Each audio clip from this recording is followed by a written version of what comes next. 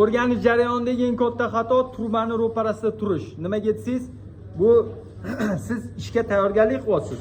Truba bundoq turibdi degani, bu truba ketgani degani. Bu yoqqa ketgan truba. Ulangan joyi svarka qilishingiz kerak. Uning uchun qarama-qarshi yo'nalishda turasiz trubaga. O'sha kesilgan, ya'ni ikkita kesilgan trubani bir-biriga ulangandan keyin bu tarafdan turasiz. Bu tarafdan tura olmaysiz, chunki truba ketgan. Bu yoq tarafdan ham tura olmaysiz, truba ketgan. Tegidan ishlashingiz mumkin, ustidan ishlashingiz mumkin, yonidan ishlashingiz mumkin. Har xil. Burunuvchan, egiluvchan odam bo'lsa, mana bundoq ham ishlashi mumkin bir xilgalar. Har xilda, xullas. Hattoki sim berish jarayonida ham mana bunday turib olib ishlashingiz mumkin, mana. Lekin bu tarafdan turib ishlab bo'lmaydi. Chunki ish jarayonida bu truba ketgan bo'ladi, hali yetganimdek va noqulay bo'ladi. Bu videoim foydali bo'lgan bo'lsa, boshlang'ich svarshiklarga foydali bo'ldi deb yozib ketinglar.